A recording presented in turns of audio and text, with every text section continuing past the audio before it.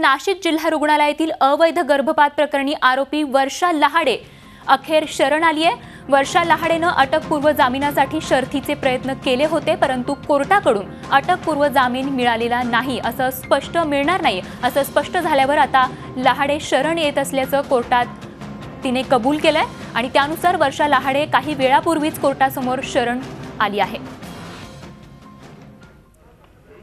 तर ही एक्सक्लुझिव्ह वर्षा लहाडेची दृश्य आपण जी 24 तासवरती बघत आहात। या क्षणाची एक मोठी बातमी, अवैध गर्भपात प्रकरणातील आरोपी वर्षा लहाडे अखेर शरण आलेली आहे।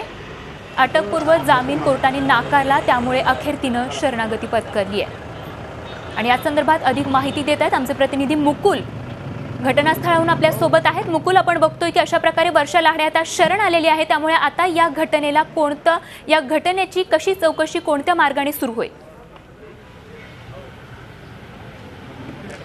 स्वाती, गेल्या 15 दिवसापासून नाशिक शहरच नव्हे तर संपूर्ण राज्यामध्ये अवैधरित्या जे गर्भपात प्रकरण सिव्हिल हॉस्पिटलमध्ये झालं होतं ते प्रकरण चर्चेमध्ये होतं आणि आज त्यातली सर्वात मोठी घडामोड ही समोर आलेली आहे, ती म्हणजे वर्षा लहाडे ज्या मुख्य संशयित आहेत, मुख्य सूत्रधार आहेत, त्या थोड्याच वेळापूर्वी सरकारवाडा पोलिसांना शरण आलेले आहेत। त्यांच्यावर नाशिकच्या म्हसरूळ आणि सरकारवाडा अशा 2 पोलीस ठाण्यांमध्ये वेगवेगळ्या स्वरूपाचे गुन्हे दाखल करण्यात आलेले होते। त्या प्रकरणी त्यांनी अटकपूर्व जामिनासाठी जिल्हा न्यायालयामध्ये अर्ज दाखल केलेला होता। मात्र काल अचानक त्यांनी आपला जामीन अर्ज हा मागे घेतला आणि आज पोलिसांना शरण येणार असं कालच त्यांच्या वकिलांच्या माध्यमातून सांगण्यात आलेलं होतं आणि त्यानुसार आता अवघ्या 15 ते 20 मिनिटापूर्वी वर्षा लहाडे या पोलिसांना शरण आलेले आहेत।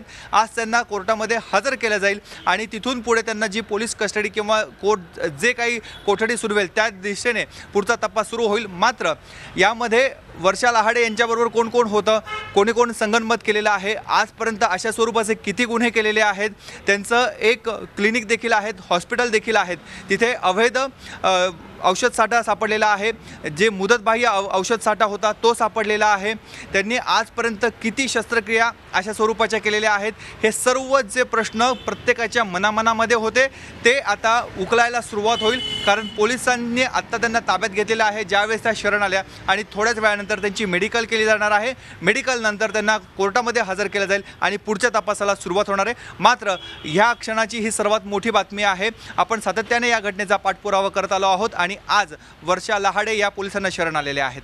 नक्कीच, तर एकूणच वर्षा लहाडे आता शरण आली आहे, त्यामुळे या प्रकरणाला आता एक नवीन वळण मिळणार आहे आणि सर्व प्रश्नांची उत्तरं आता मिळतील। धन्यवाद मुकुल या सविस्तर चर्चेसाठी।